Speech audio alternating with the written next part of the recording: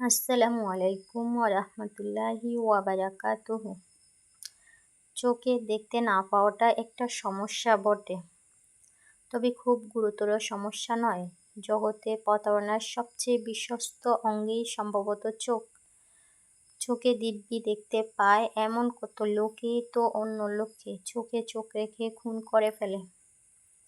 চোখে দেখতে পাওয়া লোকগুলো কত সহজে চোখে চোখ রেখে মিথ্যা কথা বলে। চোখের দৃষ্টি দিয়ে সুদ আর ঘুষের টাকা গুনে গুনে পকেট ভর্তি করে। তারা মনে করে তাদের চোখগুলো দিব্যি ভালো আছে।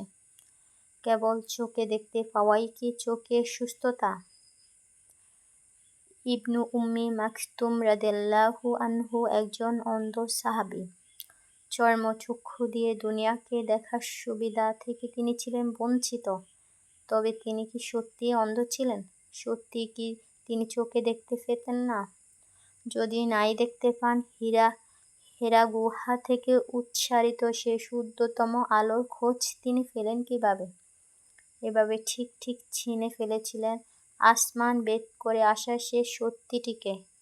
দুনিয়াকে আলোকিত করতে আসা অতি জাগতিক সেই আলোকে তিনি চিনতে পারলেন কি উপায়ে? তবে কি অন্ধত্ব মানে না দেখা নয়? তবে কি মানুষ চোখ ছাড়াও অন্য কোনো উপায়ে, অন্য কোনো মাধ্যমে দেখতে পায়? তাহলে কোন সে উপায়, কোন সে মাধ্যম? হ্যাঁ, সে মাধ্যম হলো অন্তরের চোখ।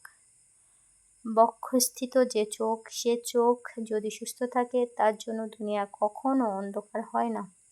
সুস্থ চর্মচক্ষু যেখানে ঘোর অন্ধকার ছাড়া আর কিছুই দেখে না, অন্তরচক্ষু সেখানে দেখতে পায় ঝলমলে আলো। সাহাবী উম্মু মাকতুম রাদিয়াল্লাহু আনহুর চর্মচক্ষুতে আলো ছিল না, তবে তার বক্ষস্থিত চোখের জ্যোতি তাকে সত্যিকার অন্ধ হতে দেয়নি। সেই জ্যোতি ঠিক ঠিক খুঁজে নিয়েছিল শুদ্ধতার পথ, খুঁজে নিয়েছিল পরম পবিত্র সত্যটিকে।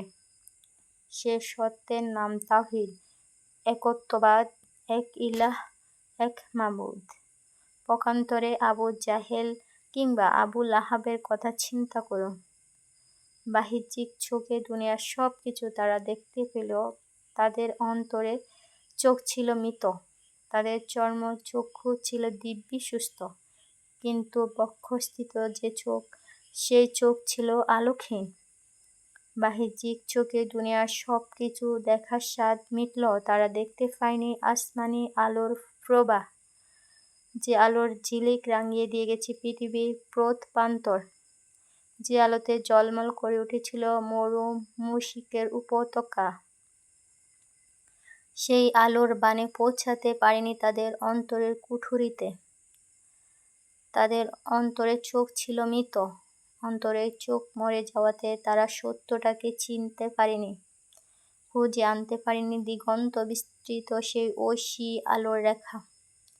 বাহ্যিক দৃষ্টি আর অন্তর্দৃষ্টির মধ্যে কে আকাশ পাতাল ব্যবধান, তাই না?